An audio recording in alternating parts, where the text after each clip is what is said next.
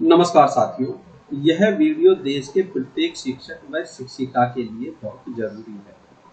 जो चयनित शिक्षक हैं उनके लिए भी जरूरी है, जो तैयारी कर रहे हैं उनके लिए भी जरूरी है, और जो 2010 से पहले चयनित थे उनके लिए भी यह वीडियो बहुत जरूरी है, क्योंकि उनको टेट पास करना अनिवार्य किया गया है या नहीं किया गया है। इस वीडियो में हम इन सभी चीजों को समझेंगे। इसी के साथ साथ इस निर्णय का 69,000 शिक्षक भर्ती से क्या संबंध है।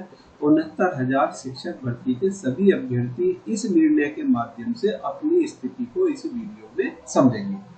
इसी के साथ साथ 72,825 शिक्षक भर्ती के अभ्यर्थी भी इस वीडियो के माध्यम से अपनी स्थिति को माननीय सुप्रीम कोर्ट में समझेंगे कि माननीय सुप्रीम कोर्ट प्रत्येक बिंदु पर अपना निर्णय किस प्रकार देता है।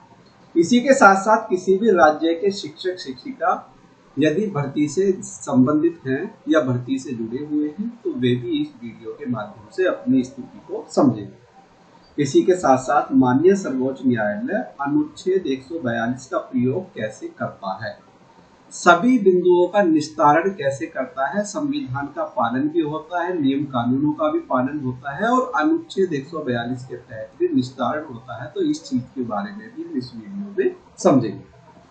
वीडियो थोड़ी बड़ी हो सकती है, लेकिन माननीय सुप्रीम कोर्ट प्रत्येक बिंदु का निस्तारण कैसे करता है, यह खास तौर से शिक्षक भर्ती से जुड़े वे अभ्यर्थी जो इस समय पीड़ित हैं और जो माननीय सुप्रीम कोर्ट में अपने अधिकार की लड़ाई लड़ रहे हैं, चाहे वो उत्तर प्रदेश से संबंधित है, चाहे वो किसी अन्य राज्य से संबंधित है। यह वीडियो देश के प्रत्येक शिक्षक एवं शिक्षिका के लिए बहुत ही महत्वपूर्ण होने वाली है।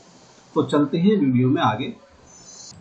जैसा कि आप सामने स्क्रीन पर देख रहे हैं, टेट अनिवार्यता के खिलाफ यह रिव्यू पिटीशन थी, जिसका निर्णय 1/9/2025 को माननीय सुप्रीम कोर्ट ने दिया था। तो इसमें इस रिव्यू पिटीशन को खारिज कर दिया गया है और फाइनल ऑर्डर में इसका आपको दिखाता हूँ। सारी चीजों को हम विस्तार से आराम से समझेंगे। तो फाइनल ऑर्डर की तरफ जब हम पहुंचते हैं तो फाइनल ऑर्डर में मैं इसके बिंदुओं को दिखाता हूं। तो इसमें हमारे यहाँ पर माननीय सुप्रीम कोर्ट ने 5 बिंदु रखे हैं और 5 बिंदुओं को आप आराम से पढ़कर समझ सकते हैं।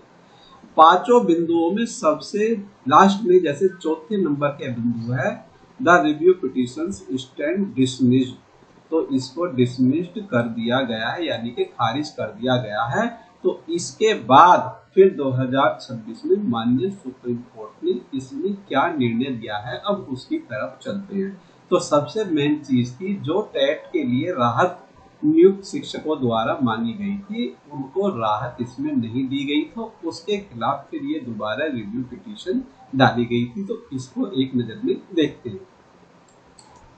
यह जो आप सामने स्क्रीन पर देख रहे हैं, यह 29 मई 2026 का फाइनल ऑर्डर है जो टेट के खिलाफ है, जिसमें टेट को अनिवार्य बताया गया है। इसके बारे में सारी चीजें हम विस्तार से समझते हैं। वीडियो को मैं बहुत आराम से ऊपर की तरफ कर रहा हूँ। सबसे पहले आप इसको देख लें, इसके प्रत्येक बिंदु में क्या क्या कहा गया है और इसका फिर मैं आपको हिंदी में अनुवाद आपको दिखाऊंगा।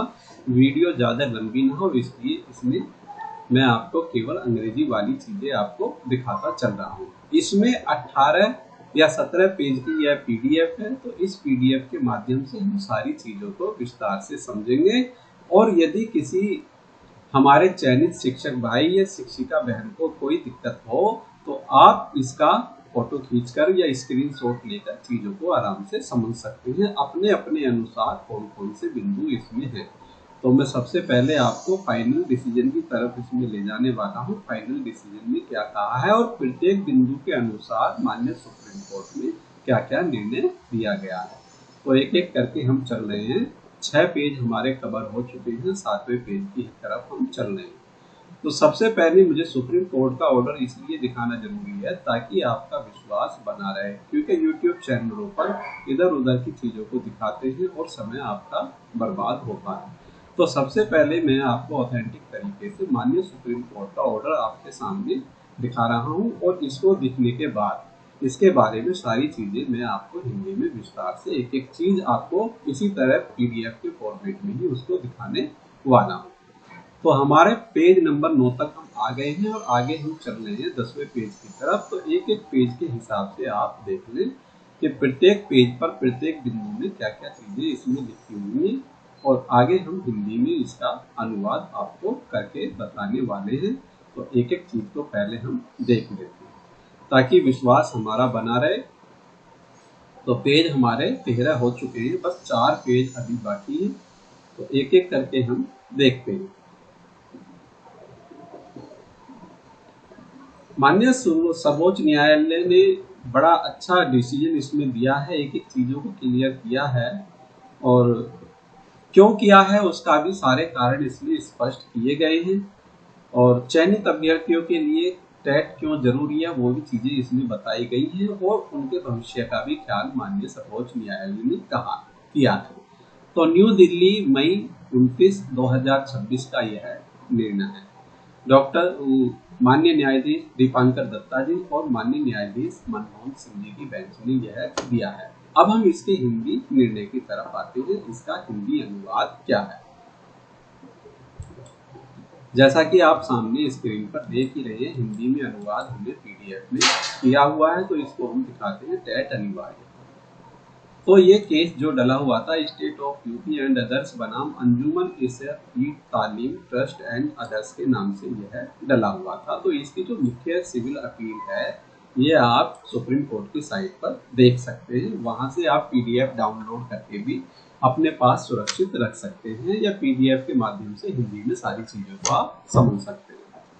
जैसे 29 मई 2026 के फैसले में सुप्रीम कोर्ट ने टेट की समय सीमा से संबंधित राहत में बदलाव किया और टेट प्राप्त करने की अवधि 31 अगस्त 2028 तक बढ़े। तो मतलब ये जो आपका 29 मई 2026 का फैसला था, इसमें राहत बढ़ाई गई है। अब इसमें याचिकाकर्ताओं द्वारा क्या क्या अपील की गई है सारी चीजों को पढ़ेंगे। मुख्य 2025 का फैसला 1 सितंबर 2025 का था, जिसमें सुप्रीम कोर्ट ने कहा था कि सेवा में बने रहने के लिए संबंधित इन सर्विस शिक्षकों के लिए टेट आवश्यक है, और कुछ शिक्षकों को 2 वर्ष की अवधि दी गई।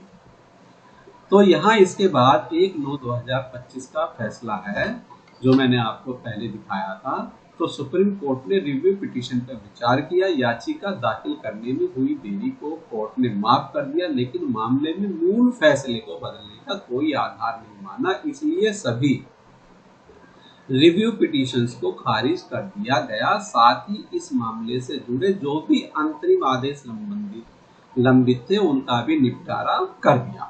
अब यहाँ इसके बाद जो अगला निर्णय माननीय सुप्रीम कोर्ट का आता है पुनः अपील के बाद, तो 29/5/2026 को ये आता है। अब यह 29/5/2026 का निर्णय क्या कहता है यह सभी के लिए समझना बहुत जरूरी है। तो जैसे निर्णय न्यायमूर्ति दीपांकर दत्ता साहब की बेंच ने यह दिया है। अब इसमें नंबर 1 बिंदु, हमारे समक्ष बड़ी संख्या में पुनर्विचार याचिकाओं रिव्यू पिटीशंस का एक समूह विचार के लिए आया। प्रारंभ में ऐसी 65 से अधिक याचिकाएं थी और बाद में कुछ और याचिकाएं भी दाखिल हुई। इन सभी मुख्य याचिकाओं में मुख्य शिकायत यह है कि अंजुमन की सेहत वाले मामले में हमारे द्वारा दिए गए निर्णय एवं आदेश में right of children to free and compulsory education act 2009 RTA की गलत व्याख्या की गई है। तो इसमें सारी चीजों को हम पढ़ते हैं। याचिकाकर्ताओं ने विभिन्न आधारों पर यह दावा किया कि जिस आदेश की समीक्षा की जा रही है उससे उन्हें बहुत बड़ा अन्याय हुआ है। तो यह चयनित शिक्षकों द्वारा कहा गया है, इसलिए वे चाहते हैं कि उस आदेश पर पुनर्विचार किया जाए और उन्हें खुली अदालत में सुनवाई का अवसर दिया जाए। अब इसमें आगे चलते हैं। जिस आदेश की समीक्षा की जा रही है उसमें मुख्य रूप से यह कहा गया था कि आरटीई एक्ट लागू होने से पहले नियुक्त किए गए सेवारत शिक्षक जिनकी सेवानिवृत्ति में 5 वर्ष से अधिक का समय बाकी है, उन्हें 1 सितंबर 2025 से 2 वर्ष के भीतर टीईटी उत्तीर्ण करना अनिवार्य होगा। अब न्याय के हित में हमने इस रिव्यू पिटीशन को ओपन कोर्ट हेयरिंग यानी कि खुली अदालत में सुनवाई के लिए रखा। यह उधम में फिर लिखा गया है। इस पुनर्विचार याचिकाओं को विभिन्न राज्य सरकारों, शिक्षक संघों, संगठनों और व्यक्तिगत शिक्षकों ने दाखिल किया। तो जिन्होंने दाखिल किया उनके बारे में यहाँ बताया गया। हाल ही कई याचिकाकर्ता अंजुमन मामले में दिए गए पूरे फैसले से असहमत नहीं है। उनकी आपत्ति केवल फैसले के उस हिस्से को लेकर है जिसका उल्लेख ऊपर किया गया है, अर्थात सेवारत शिक्षकों के लिए टीईटी की अनिवार्यता और उसे निर्धारित समय में पास करने की शर्त। मामले की पूर्णता के लिए हम यह भी स्पष्ट करना उचित समझते हैं कि संविधान का अनुच्छेद 21A और संबंधित कानूनों की विस्तृत जांच करने के बाद हमने अंजुमन मामले में पैरा 192 के बाद यह निर्णय दिया था कि सेवारत शिक्षकों के लिए भी टीईटी पास करना अनिवार्य होगा। टीईटी केवल नियुक्ति के लिए नहीं बल्कि सेवा में बने रहने की अनिवार्य पात्रता है। इसके अलावा पदोन्नति के लिए भी टीईटी पास करना अनिवार्य है। संविधान के अनुच्छेद 142 के तहत अपनी शक्ति का प्रयोग करते हुए हमने उन शिक्षकों को 2 वर्ष का समय दिया था जिनकी सेवा में 5 वर्ष से अधिक समय बाकी था, ताकि वे इस अवधि में टेट पास कर सके। अब जिनके पास 5 वर्ष से कम का समय था तो ये उनके लिए है। देखिए मैं दोबारा इसको बताता हूँ। संविधान के अनुच्छेद 142 के तहत जो 142 के तहत निस्तारण किया गया है, अपनी शक्ति का प्रयोग करते हुए हमने उन शिक्षकों को 2 वर्ष का समय दिया जिनकी सेवा में 5 वर्ष से अधिक का समय था। यानी कि 5 वर्ष से कम वालों को टेट में यहाँ छूट दी गई, 5 वर्ष से अधिक वालों के लिए टेट अनिवार्य किया। यदि वे निर्धारित 2 वर्ष में टीईटी पास नहीं करते हैं, वे सेवा में बने रहने के हकदार भी नहीं होंगे। साथियों, जैसे 69,000 शिक्षक भर्ती में या 72,825 में आर्टिकल 142 के तहत निर्णय के बारे में आप बात कर रहे हैं, तो इसको आप ध्यान से समझ लें कि माननीय सर्वोच्च न्यायालय अनुच्छेद 142 का प्रयोग भी किस तरह से करते हैं। साथ ही हमने यह भी स्पष्ट किया था कि किसी शिक्षक की सेवानिवृत्ति में कितना भी समय बाकी क्यों न हो, यदि वह पदोन्नति प्राप्त करना चाहता है तो उसके लिए टेट पास करना अनिवार्य होगा। प्रमोशन के लिए टेट सभी के लिए अनिवार्य है। मुख्य रूप से इन्हीं टिप्पणियों और निर्देशों को लेकर याचिकाकर्ताओं की आपत्ति है। उनका कहना है कि ये निर्देश आरटीई एक्ट की गलत व्याख्या पर आधारित है और इसलिए रिकॉर्ड के सामने स्पष्ट रूप से ये गलत है। अब आगे रिव्यू पिटीशन की सीमा क्या है। सुप्रीम कोर्ट ने इस मामले में उल्लेख करते हुए कहा कि पुनर्विचार याचिका का दायरा बहुत सीमित होता है। सरल शब्दों में कोर्ट का मतलब है कि सिर्फ इसलिए कि किसी पक्ष को पहले फैसले में हार मिली है, वह रिव्यू पिटीशन के माध्यम से पूरे मामले की दोबारा सुनवाई नहीं मांग सकता है। जब तक पहले का न्यायिक दृष्टिकोण स्पष्ट रूप से गंभीर गलती से विकृत न हो, तब तक रिव्यू पिटीशन में मामले को दोबारा खोलना उचित नहीं है। अब आगे इसके बाद सुप्रीम कोर्ट ने हाल के भारतीय एयरटेल लिमिटेड बयान AS राघवेंद्र मामले को सिद्धांतों को भी सामने रखा। कोर्ट ने कहा यदि फैसले में रिकॉर्ड के सामने स्पष्ट गलती हो तो उस फैसले की समीक्षा की जा सकती है। अदालत द्वारा दिया गया फैसला सामान्यतः अंतिम फाइनल होता है। उसमें बाद बदलाव तभी किया जा सकता है जब परिस्थितियां अत्यंत गंभीर और कंप्लीटिंग हो। ऐसी गलती जिसे खोजने के लिए लंबी कानूनी दलील और तर्क वितर्क की आवश्यकता पड़े, उसे रिकॉर्ड के सामने स्पष्ट गलती नहीं माना जा सकता।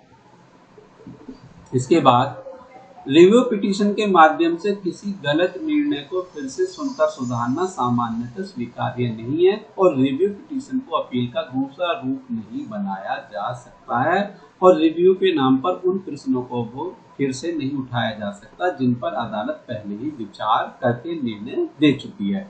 तो जैसा कि माननीय सर्वोच्च न्यायालय ने 69,000 शिक्षक भर्ती का जो डबल बेंच का आदेश था उसको यथावत बहाल रखा है, आज तक भी उस पर कोई स्टे नहीं लगा हुआ है और उसी के अनुसार आगे की भी सुनवाई करने की संभावना है। तो यह बिंदु इस बात के लिए स्पष्ट करता है रिकॉर्ड के सामने स्पष्ट गलती ऐसी होनी चाहिए जिसे रिकॉर्ड देखते ही आसानी से पहचाना जा सके। उसके लिए लंबी रीजनिंग की आवश्यकता नहीं होनी चाहिए, यानी कि लंबी तर्क की आवश्यकता नहीं होनी चाहिए। कानून में बाद में हुआ बदलाव या किसी अन्य समान अथवा बड़ी पीठ के बाद फैसला अपने आप में रिव्यू पिटीशन का आधार नहीं बन जाता है। कोर्ट ने कहा कि ऊपर बताए गए फैसले केवल 2 उदाहरण हैं। ऐसे अनेक फैसले मौजूद हैं जिनमें स्पष्ट रूप से कहा गया है कि रिव्यू पिटीशन किसी भी स्थिति में छिपी हुई अपील नहीं हो सकती है। दोबारा आगे, सामान्य नियम यह है कि रिव्यू के बहाने अदालत से किसी ऐसे मुद्दे की दोबारा सुनवाई और निर्णय की मांग नहीं की जा सकती जिस पर अंतिम निर्णय हो चुका है। फिर भी इस मामले में अदालत ने याचिकाकर्ताओं के वकीलों को पर्याप्त अवसर दिया और उन्हें इस तरह अपनी दलीलें रखने की अनुमति दी मानो अदालत को पूरे मामले पर नए सिरे से निर्णय करना हो। इसके अलावा याचिकाकर्ताओं ने यह भी शिकायत की थी कि उन्हें उचित सुनवाई का अवसर नहीं मिला और यह ऑडी एल्टिंग पार्ट्रम के सिद्धांत का उल्लंघन है। आगे दूसरे पक्ष को भी सुनो जो इसका सरल अर्थ है। तो इसमें क्या कहा गया है, कोर्ट ने कहा कि इस मामले में उसे सुप्रीम कोर्ट के कई वरिष्ठ और अनुभवी अधिवक्ताओं की सहायता प्राप्त हुई है।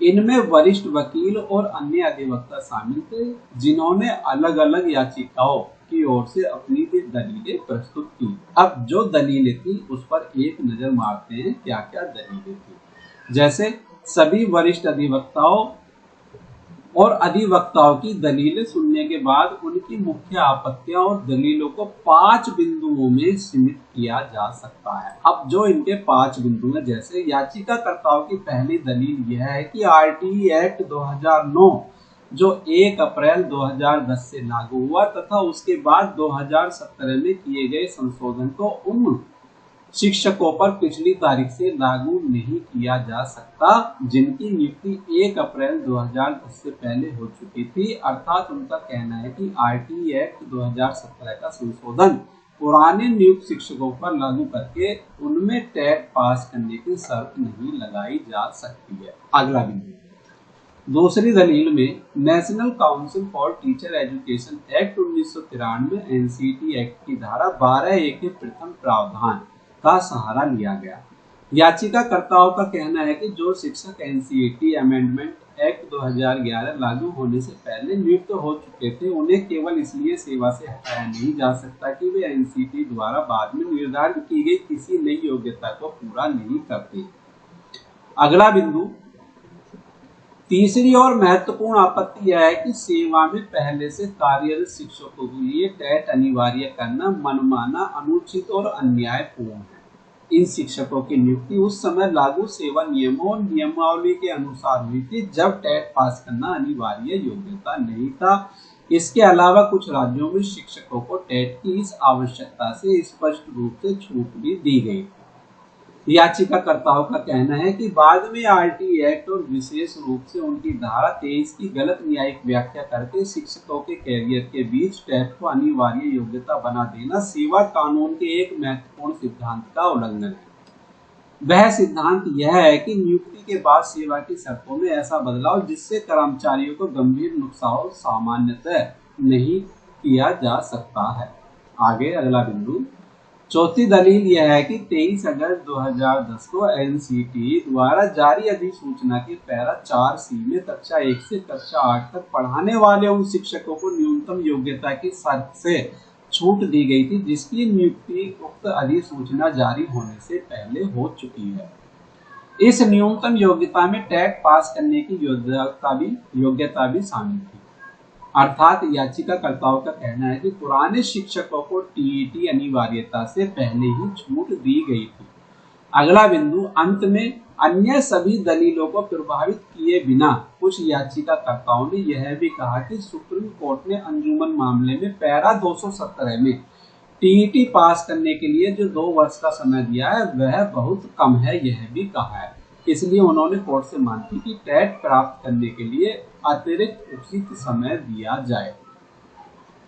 अब इसका विश्लेषण करते हैं, निर्णय का क्या है। तो विश्लेषण में जब हम देखते हैं, हमने याचिकाकर्ताओं की उन सभी आपत्तियों को विस्तार से सुना है जो उन्होंने आदेश के विरुद्ध उठाई है, जिसकी समीक्षा की जा रही है। अब आगे, इसलिए याचिकाकर्ताओं की यह शिकायत है कि उन्हें सुनवाई का अवसर नहीं दिया गया था, अब समाप्त हो जाती है, निराधार साबित हो जाती है। अब हम यह समझना चाहते हैं कि कानून की दृष्टि से उनकी आपत्तियां क्यों स्वीकार नहीं की जा सकती है। आरटीए एक्ट के लागू होने की स्थिति क्या यह पिछली तारीख से लागू है? याचिकाकर्ताओं की ओर से मुख्य दलीलों में एक यह थी कि आरटीए एक्ट 2017 में किए गए संशोधन, जहां तक कि टेट पास करने की आवश्यकता का संबंध है, पिछली तारीख से लागू नहीं किए जा सकते हैं। तो आगे हम देखते हैं, याचिकाकर्ताओं का कहना था कि इन प्रावधानों को न्यायिक व्याख्या के माध्यम से सेवा में पहले से कार्यरत शिक्षकों पर लागू नहीं किया जा सकता है। उनका तर्क संक्षेप में यह था कि जिन शिक्षकों की नियुक्ति उस समय लागू भर्ती नियमों के अनुसार वैध रूप से हो चुकी थी, उन्हें बाद में केवल टेट योग्यता नहीं होने के कारण अयोग्य नहीं ठहराया जा सकता है। इस दलील को मजबूत बनाने के लिए याचिकाकर्ताओं के वकील ने 23 अगस्त 2010 की एनसीटी अधिसूचना के पैरा 4 और पैरा 1 की ताकि पर जोर दिया, और उनका कहना था कि इस अधिसूचना में उन शिक्षकों को न्यूनतम योग्यता प्राप्त करने से स्पष्ट रूप से छूट दी गई थी, जिसकी नियुक्ति इस अधिसूचना के जारी होने से पहले हो चुकी है। सुप्रीम कोर्ट इस दलील को स्वीकार नहीं किया और कोर्ट ने स्पष्ट रूप से कहा, तो कोर्ट ने स्पष्ट रूप से क्या कहा, यह दलील हमें स्वीकार्य प्रभावित करने वाली नहीं लगती है। कोर्ट ने कहा, यदि न्यूनतम योग्यता निर्धारित करने वाले अधीनस्थ कानून जैसे किसी अधिसूचना में कुछ छूट दी गई हो, तब भी ऐसी अधिसूचना मूल कानून के ऊपर नहीं हो सकती है। इसलिए इस मामले का फैसला मुख्य रूप से मूल कानून यानी आरटीए एक्ट को देखकर किया जाएगा। और देखिए आगे क्या कहा है, और कोर्ट के अनुसार आरटीए एक्ट का अर्थ स्पष्ट है और उसमें वास्तविक अस्पष्टता नहीं है। धारा 23 का महत्व भी बताया गया है। कोर्ट ने कहा, हमने अंजुमन मामले में फैसला सुनाने से पहले आरटीए एक्ट की धारा 23 को कई बार पढ़ा और सुनवाई के दौरान भी इस धारा को बार बार अदालत के सामने पढ़ा। फिर भी कोर्ट ने कहा कि इस महत्वपूर्ण प्रावधान को एक अंतिम बार पढ़ना आवश्यक है। अब धारा 23 का शीर्षक क्या है? शिक्षकों की नियुक्ति के लिए योग्यता तथा उनकी सेवा शर्तें। धारा 23 में इसमें कहा गया है, केंद्र सरकार द्वारा अधिसूचना के माध्यम से अधिकृत शैक्षणिक प्राधिकरण द्वारा निर्धारित न्यूनतम योग्यता रखने वाला कोई भी व्यक्ति शिक्षक के रूप में नियुक्ति के लिए पात्र होगा। धारा 23 का पैरा 2 क्या कहता है? यदि किसी राज्य में शिक्षक प्रशिक्षण के पर्याप्त संस्थान उपलब्ध नहीं है या न्यूनतम योग्यता रखने वाले पर्याप्त संख्या में शिक्षक उपलब्ध नहीं है, तो केंद्र सरकार अधिसूचना के माध्यम से निर्धारित अवधि के लिए न्यूनतम योग्यता में छूट दे सकती है। यह अवधि अधिकतम 5 वर्ष तक हो सकती है। इसके बाद 2 महत्वपूर्ण प्रावधान। पहला प्रावधान, जो शिक्षक इस कानून के लागू होने के समय निर्धारित न्यूनतम योग्यता नहीं रखते थे, उन्हें 5 वर्ष के भीतर वह न्यूनतम योग्यता प्राप्त करनी थी। इसके बाद दूसरा प्रावधान, 31 मार्च 2015 तक नियुक्ति या सेवा में मौजूद प्रत्येक शिक्षक जिसके पास निर्धारित न्यूनतम योग्यता नहीं थी, उसे आरटीई अमेंडमेंट एक्ट 2017 लागू होने की तारीख से 4 वर्ष के भीतर वह न्यूनतम योग्यता प्राप्त करनी थी। और धारा 23 का पैरा 3 में कहा गया है कि शिक्षकों को मिलने वाला वेतन भत्ते सेवा की शर्तें निर्धारित नियमों के अनुसार ही होंगी। अब कोर्ट का महत्वपूर्ण तर्क क्या है? बिंदु नंबर 16, कोर्ट ने विशेष रूप से ध्यान दिलाया कि धारा 23 की उपधारा 1 की शुरुआत एनी पर्सन यानी कोई भी व्यक्ति शब्दों से होती है, वहीं उपधारा 2 के दोनों प्रावधानों में क्रमशः ए टीचर यानी एक शिक्षक और एवरी टीचर यानी प्रत्येक शिक्षक के शब्द को प्रयोग किया गया है। और सुप्रीम कोर्ट के अनुसार कानून बनाने वाली विधायिका ने अलग अलग स्थानों पर अलग अलग शब्दों का प्रयोग बिना कारण नहीं किया है। तो आप समझ रहे हैं, माननीय सुप्रीम कोर्ट यदि आर्टिकल 142 का इस्तेमाल भी करता है तो संसद द्वारा बनाए गए नियमों के अनुसार ही करता है। तो 69,000 शिक्षक भर्ती और 72,000 शिक्षक भर्ती के सभी अभ्यर्थी ध्यान से समझ लें इस बात को। अर्थात कोर्ट आगे यह समझाने का प्रयास कर रहा है कि एनी पर्सन ए टीचर और एवरी टीचर जैसे अलग अलग शब्दों का कानूनी महत्व है और इन्हीं शब्दों की व्याख्या के आधार पर पुराने सेवारत शिक्षकों पर टेट की अनिवार्यता को समझा जाएगा। अब आरटीए एक्ट की धारा 23 की व्याख्या, तो इसकी व्याख्या फिलहाल हम 2017 के संशोधन द्वारा जोड़े गए दूसरे प्रावधान को अलग रखते हैं। अभी हमें केवल आरटीए एक्ट के लागू होने के समय मौजूद धारा 23 को उसके मूल रूप में पढ़ना है और धारा 23(1) में एनी पर्सन यानी कोई भी व्यक्ति शब्द का प्रयोग किया गया है। इसका सीधा अर्थ है कि यह प्रावधान मुख्य रूप से भविष्य में होने वाली शिक्षक नियुक्तियों पर लागू होगा, यानी धारा 23(1) का स्वरूप आपका भविष्य के लिए है। तो धारा 23 का 2 भी यहाँ पर स्पष्ट किया है और आगे यह भी स्पष्ट किया है, इसको आप वीडियो रोककर पढ़ सकते हैं। आगे ये भी आपकी सारी चीजें स्पष्ट की गई हैं। अब इसके बाद हम आगे चलते हैं 2017 का संशोधन क्या करता है। तो इसमें 2017 का जो संशोधन है उसके बारे में सारी चीजें बताई गई हैं। इसको भी आप देख सकते हैं क्योंकि वीडियो बहुत ज्यादा लंबी हो जाएगी, इसलिए हम आपको सारी चीजों का हिंदी अनुवाद दिखा रहे हैं। इसका मूल सार बताने की तरफ हम चल रहे हैं। अब इस पूरे डिसीजन का मूल सार क्या है, 2017 में संशोधन की जरूरत क्यों पड़ी, यह भी ऑर्डर में बताया गया है। और इसी के साथ साथ आगे यह भी बताया गया है कि 1 अप्रैल 2015 से आगे 4 वर्ष की अवधि निर्धारित की गई ताकि 31 मार्च 2015 को सेवा में मौजूद प्रत्येक शिक्षक आवश्यक योग्यता प्राप्त कर सके। तो सारी चीजें यहाँ पर बताई गई है। क्या आरटीए एक्ट पुराने शिक्षकों पर पिछली तारीख से लागू होगा, तो इसके बारे में बताया गया है। इसके साथ साथ आगे एनसीटीई एक्ट बनाम आरटीई एक्ट, तो इसके बारे में भी सारी चीजें बताई गई हैं। इसको भी आप वीडियो रोककर पढ़ सकते हैं। और इसी के साथ साथ फिर जब हम आगे देखते हैं तो आगे आर्टिकल 142 का प्रयोग कैसे किया जाता है। सबसे पहले रिव्यू पिटीशन की एनसीटी एक्ट वाली दलील को भी आप देख लें, इसमें क्या कहा गया है। इसके साथ साथ जब हम आगे बढ़ते हैं तो आगे और भी जैसे सेवा की शर्तों में बदलाव का मुद्दा भी यहाँ पर दिया गया है, तो इसको भी आप बदलें। तो इसके साथ साथ क्या टीईटी नई सेवा शर्त है, तो इसमें जैसे ये है आपका यहाँ ऊपर दूसरा प्रावधान स्पष्ट रूप से आरटीए एक्ट की उस व्यवस्था को मजबूत करता है जिसके अनुसार शिक्षकों को निर्धारित समय के भीतर न्यूनतम योग्यता हासिल करनी होगी। तो इन्हीं के साथ साथ फिर आगे की चीजों पर नजर मारते हैं। तो जब हम आगे की तरफ नजर मारते हैं तो इसका एक महत्वपूर्ण कारण यह है कि धारा 23 के पहले और दूसरे प्रावधान को किसी भी मूल कानूनी कार्रवाई से सीधी चुनौती दी गई थी, चाहे वह अंजुमन मामले से पहले हो या उसके बाद। इसके बाद आगे जब हम चलते हैं शिक्षकों की कठिनाइयों पर कोर्ट की टिप्पणी, तो कोर्ट ने क्या कहा है। कोर्ट ने सुप्रीम कोर्ट ने कहा कि वह रिव्यू पिटीशन दाखिल करने वाले शिक्षकों की स्थिति को समझता है और उनके द्वारा बताई गई कठिनाइयों के प्रति सहानुभूति भी रखता है। अब सहानुभूति रखने का मतलब क्या है। पहली बात, टेट केवल अनिवार्य पात्रता नहीं बल्कि संविधान के अनुच्छेद 21(a) के तहत बच्चों को गुणवत्तापूर्ण शिक्षा देने के अधिकार से निकलने वाली संवैधानिक आवश्यकता है, यानी कि बच्चों के खिलाफ किसी भी तरह का समझौता नहीं किया जाएगा।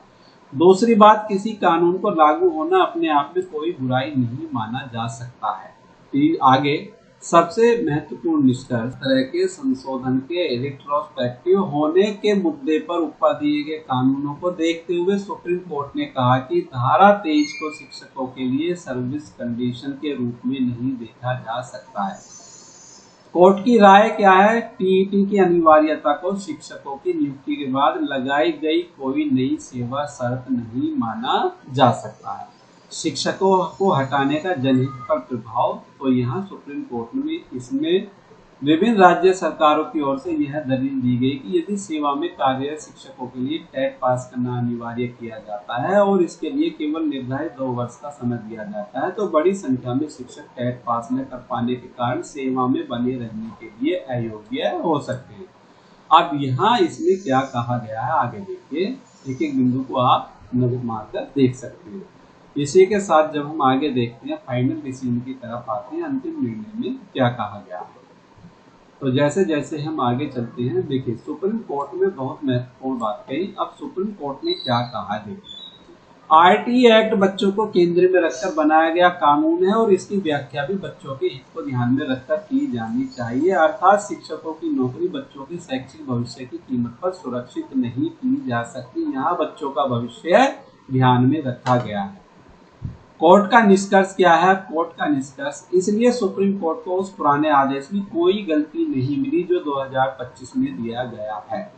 तो इसके बाद ऐसी कोई स्पष्ट या गंभीर गलती नहीं है जिसके आधार पर रिव्यू पिटीशन स्वीकार करके पुराने फैसले की समीक्षा की जाए। तो 2025 वाला मामला यहाँ पर माननीय सुप्रीम कोर्ट ने बहाल रखा है। इसी तरह से 69,000 शिक्षक भर्ती में डबल बेंच का जो आदेश दिया गया है उसको बहाल रहने की पूरी संभावना है।